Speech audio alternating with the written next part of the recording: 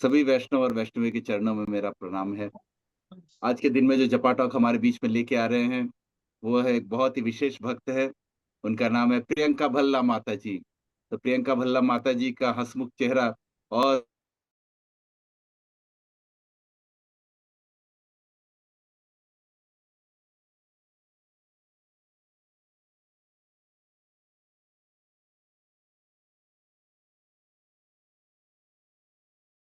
चलती हैं और ताकि किसी भी भक्त को कभी भी प्रशांत की कभी कोई प्रॉब्लम नहीं हो। तो ऐसे सुंदर माताजी जो सभी भक्तों का ख़्याल रखती हैं, ऐसे सुंदर माताजी के मुखारविंद से आज हम सुनेंगे कि आज के दिन में श्रील प्रभुपाद ने क्या कहा, उसे कैसे समझे और कैसे अपने जीवन में उतारे। तो मैं रिक्वेस्ट करता हूँ प्रियंका भल्ला माताजी से प्लीज़ अपना माइक अनम्यूट कर लीजिए और आज के दिन का श्रील प्रभुपाद का कोट हमारे सामने प्रस्तुत करें। हरे कृष्णा। हरे कृष्णा प्रभु जी, सादर प्रणाम। हिज ग्रेस प्रशांत मुकुंद प्रभु जी को भी सादर प्रणाम। हरे कृष्णा टू ऑल डिवोटीज। आज तो बहुत ही शुभ दिन है, आज नरसिंह चतुर्दशी है। तो सबको उसकी बहुत बहुत शुभकामनाएं। हम नरसिंह भगवान से प्रार्थना करेंगे हमारे जीवन में आने वाली हर भौतिक जो भी विघ्न हो या कोई स्पिरिचुअल विघ्न हो जो हमारी भक्ति में अवरोधक हो, उसको दूर करें। और सबसे ज्यादा आई थिंक मतलब बहुत प्रसाद का उसमें बहुत ज्यादा रोल है। तो उसी के ऊपर आज शीला प्रभुपाद जी का ये कोट है।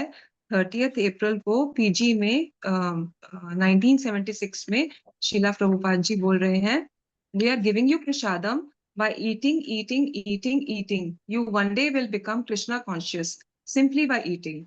Because you are so dull, you cannot understand the philosophy. You know the belly like the animals. So therefore, we are giving facility. All right, fill up your belly and you will be infected. As you take food stuff from an infected area, you become infected with some disease. So this is the Krishna infected prasadam. You take it and one day you will be diseased with Krishna consciousness.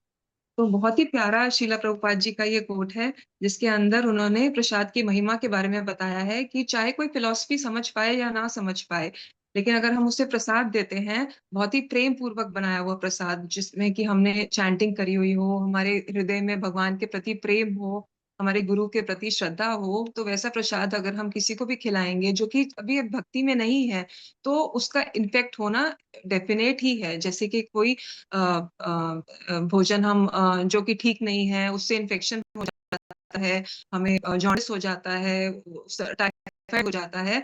उसी तरह से ही अगर बहुत ही प्रेम पूर्वक बना हुआ प्रसाद होगा, जिसमें भगवान के प्रति प्रेम होगा, तो उसका जिस किसी को भी हम खिलाएँगे उसमें, क्योंकि हर एक जीव में भगवान तो है ही है, वो सुप्त अवस्था में है, लेकिन वो जब हम प्रसाद उन्हें खिलाएँगे तो वो जागृत अवस्था में भगवान के प्रति प्रेम उनका उठना जायज़ ही है। मतलब कि वो इट हैज़ टू हैपन। और वैसे भी हमने शीला प्रभुपाद जी के जब हम पढ़ते हैं उनके बारे में तो पता है कि कितने ही फॉरेनर्स थे जो कि उनकी कथा में बिल्कुल सोए रहते थे और ड्रिंक करे हुए होते थे, पर पुरुष संग किया होता था, गैम्बलिंग होती थी, नॉनवेज खाते थे। और कैसे शीला प्रभुपाद जी ने प्रेम पूर्वक उनको मतलब अपने वो नेचुरली वो आत्मा तो जाग रही होती थी, वो प्रवचन सुन रही होती थी आत्मा, लेकिन प्रसाद का भी बहुत बड़ा रोल होता था। शीला प्रभुपाद जी उन्हें बहुत ही प्रेम पूर्वक प्रसाद खिलाते थे। और कैसे उनका जीवन मतलब एकदम, इंडियंस तो फिर भी ठीक है कि चलो पता है कि कृष्ण कौन है, हमें शुरू से ही पता है कि कृष्ण भगवान है। पर वहाँ पे फॉरेनर्स जिनको पता ही नहीं कि कृष्ण कौन है, उनके जीवन में कृष्णा कॉन्शियस ले आना प्रसाद के थ्रू, अपने प्रवचनों के थ्रू, मतलब बहुत ही बड़ी बात है ये। और शीला प्रभुपाद जी की एक बहुत बड़ी खूबी थी कि वो प्रसाद खुद से जब कुक करते थे, बहुत ही प्रेम पूर्वक तो करते ही थे, लेकिन एक भक्त बताते हैं कि एक बार वो प्रसाद पाने के लिए आए तो उन्होंने खिचड़ी बनाई थी और खिचड़ी प्रसाद उनको सर्व किया और पेट नहीं भरा तो उन्होंने शीला प्रभुपाद जी को बोला कि मुझे तो अभी और भूख लगी है, तो शीला प्रभुपाद जी ने दोबारा वो खिचड़ी बनाई, फिर वो तिबारा बनाई और इतने प्रेम पूर्वक वो खिचड़ी मतलब प्रसाद खिलाया कि मतलब वो मतलब ये बहुत ही सीखने हो गया, इतना पेशेंटली, इतने प्रेम पूर्वक, जो कि इतने बड़े प्रचारक हैं, जो कि इस्कॉन के संस्थापक आचार्य हैं। मतलब उनमें इतना हम्बलनेस, इतना डाउन टू अर्थ, और वो इतना प्रेम पूर्वक प्रसाद खिला रहे हैं भक्तों को। और मतलब ये बहुत ही सीखने योग्य है। बाकी जैसे प्रशांत मुकुंद प्रभु जी हमें बताते हैं और नारद मुनि की कथा बताते हैं, जिसके अंदर पिछले कल्प में नारद मुनि कहते हैं कि वो एक दासी पुत्र थे और उनकी माता जो है वो दूसरे घरों में काम करती थी, जीविका चलाती थी, बहुत मेहनत से उन्हें बहुत प्रेम से उन्हें पालती थी। तो एक बारी उनके गाँव में साधुओं की एक टोली आई, तो उस टोली में जो थे उस टोली वो चतुर्मास का महीना था और वो लोग प्रवचन भी करते थे और जो नारद मुनि थे, उन्होंने केवल कुछ मतलब कुछ समय के लिए सिर्फ़ 3-4 महीने के लिए उन वैष्णवों की सेवा करी थी और उनका उचिष्ट जो प्रसाद है वो पाया था। और आप देखिए कि मतलब अगले जन्म में वो नारद मुनि बने, जिनके शिष्य वेदव्यास जी बने, जिन्होंने सारे ग्रंथों की रचना करी, मतलब इतना महिमा है प्रसाद की। फिर अभी पिछले कुछ दिनों पहले ही प्रभु जी ने जगन्नाथ जी की कथा सुनाई थी। उसके अंदर विश्ववसु को ही नीलमाधव जी की सेवा करने के लिए क्यों मिला, उसके बारे में बताया था कि जो भील थे, वो पूर्व जन्म में एक बालक थे, जो कि जगन्नाथ टेम्पल में ऐसे ही गए थे और उन्होंने बस हल्की-सी एक दृष्टि डाली थी जगन्नाथ जी पे और ऐसे ही अ, उस मतलब उत्सुकता से देखा था कि ये कौन से भगवान हैं और नीचे गिरा हुआ प्रसाद, वो पा लिया था उन्होंने, प्रेम पूर्वक श्रद्धा से। और सिर्फ़ उसकी वजह से अगले जन्म में जो उस भील जाति की परंपरा में ही विश्ववसु जी आए थे, जिन्हें नीलमाधव जी की सेवा का अपॉर्च्युनिटी मिली थी, जगन्नाथ जी की सेवा की अपॉर्च्युनिटी मिली थी। और जैसा कि प्रभु जी बताते हैं, आहार शुद्धो सत्व शुद्धि, सत्व शुद्धो ध्रुव स्मृति लम्भे सर्वा ग्रंथिनाम विप्र मोक्षा।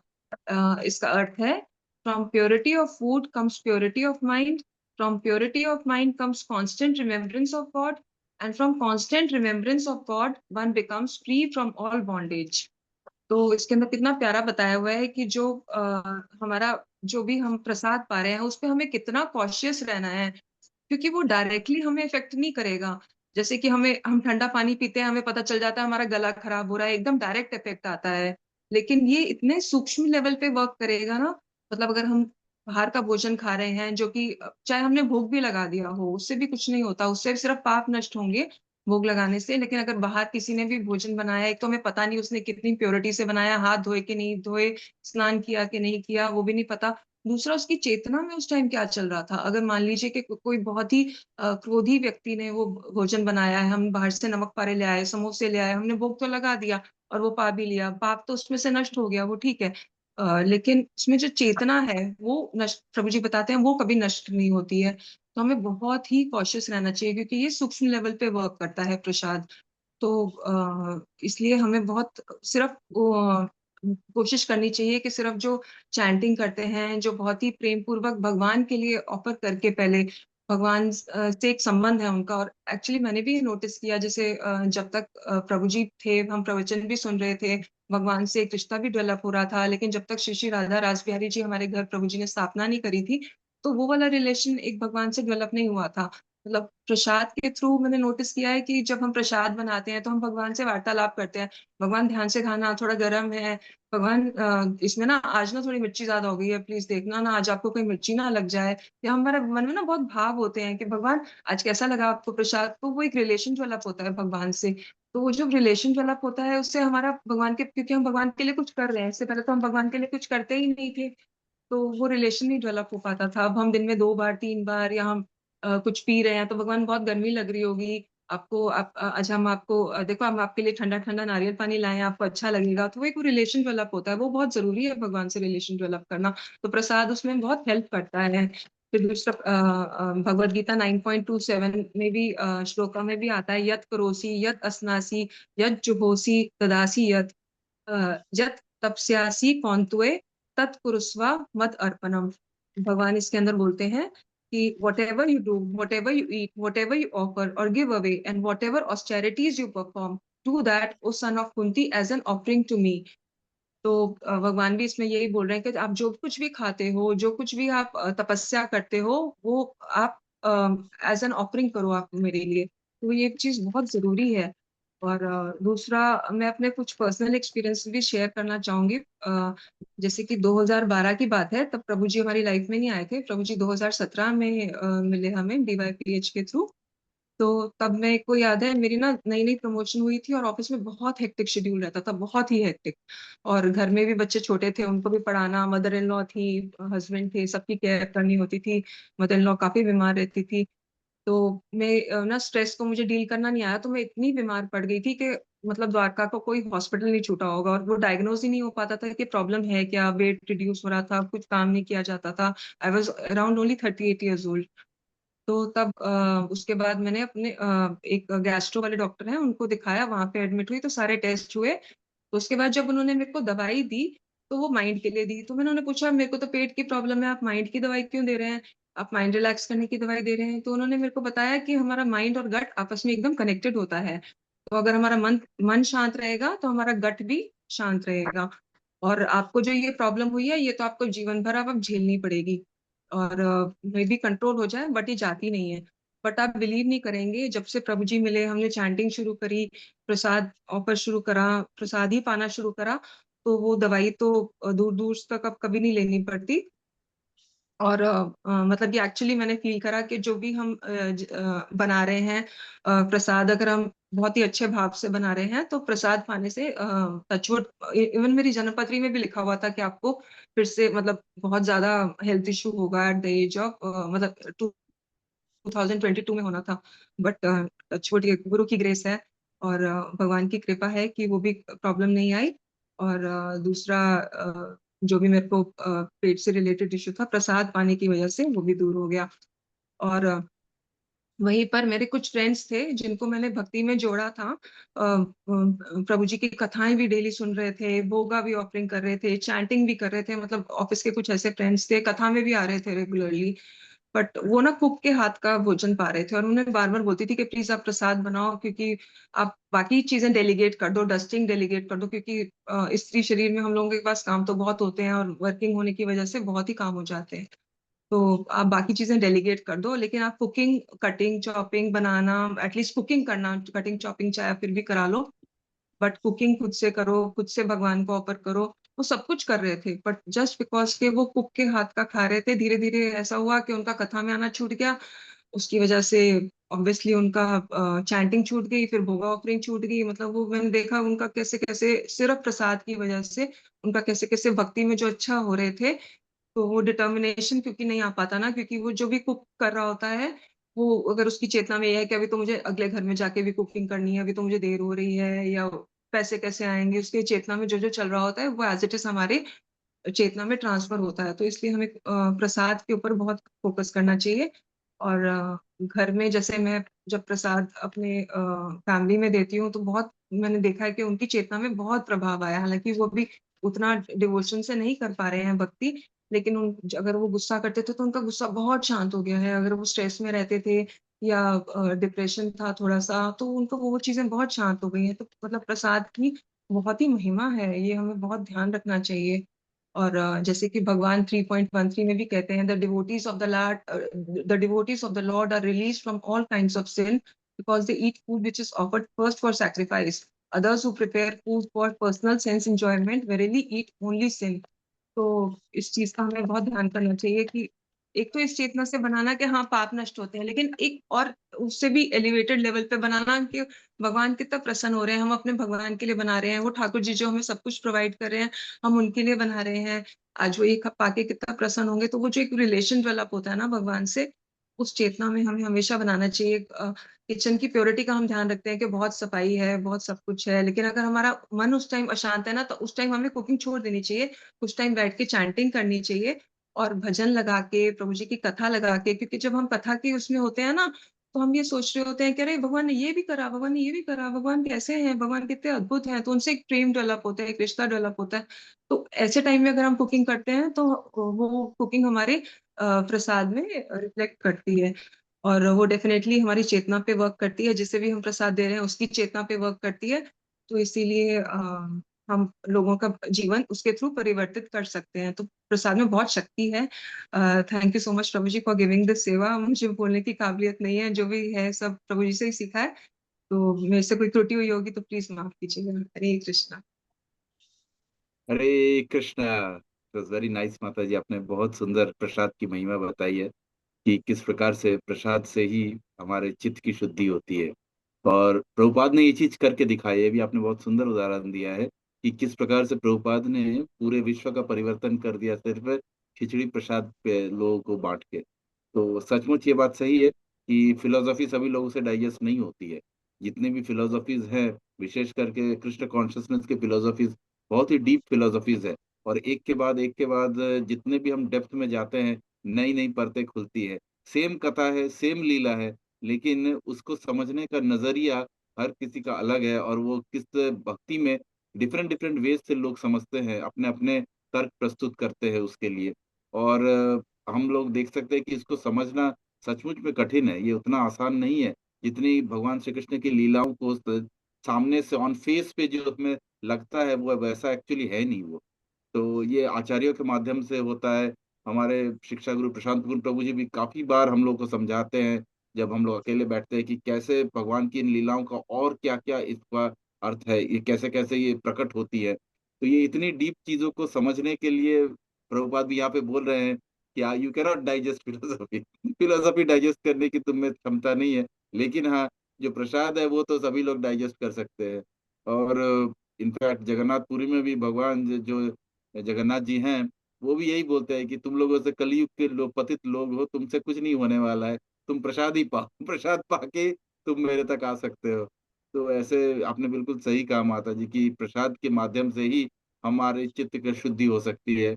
और जैसे भगवत गीता भी बोलती है कि यज्ञ शिष्ट अशिनो संतु मुच्यन्ते सर्व किल्बिष।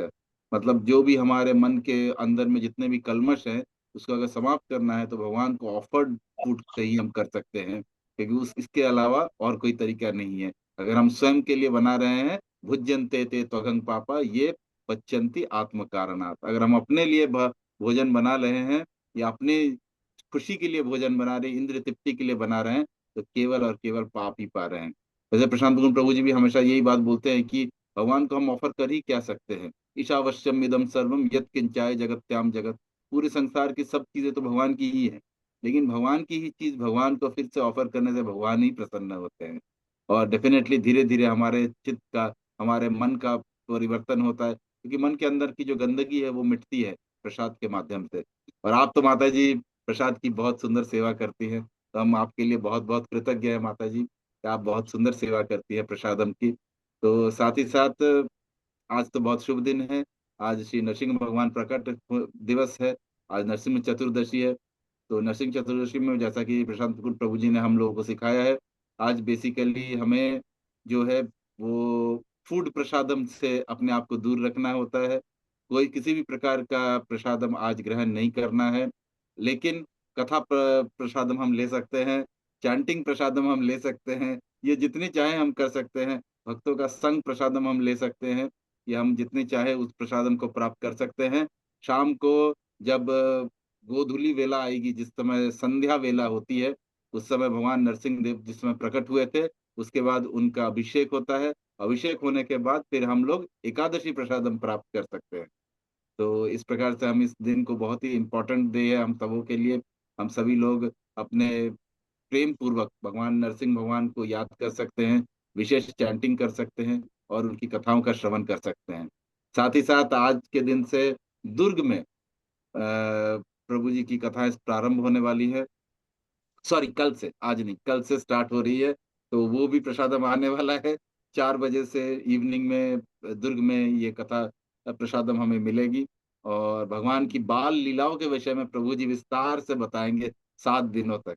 तो आप देख सकते हैं माता जी, अभी जो हम लोग डिस्कस कर रहे थे कि कथाओं के माध्यम से, या प्रभु जी की एक बाल लीला हम लोगों ने पहले भी सुन रखी होंगी, लेकिन मैं आपको गारंटी देता हूँ प्रभु जी ऐसी ऐसी चीजें लेके आएंगे इस बार भी, जो हम लोगों ने कभी सोचा ही नहीं था कि अच्छा, इसको इस पर्सपेक्टिव में भी सोचा जा सकता है, इसको ऐसे भी सोचा जा सकता है, इस लीला का ये महत्व भी है।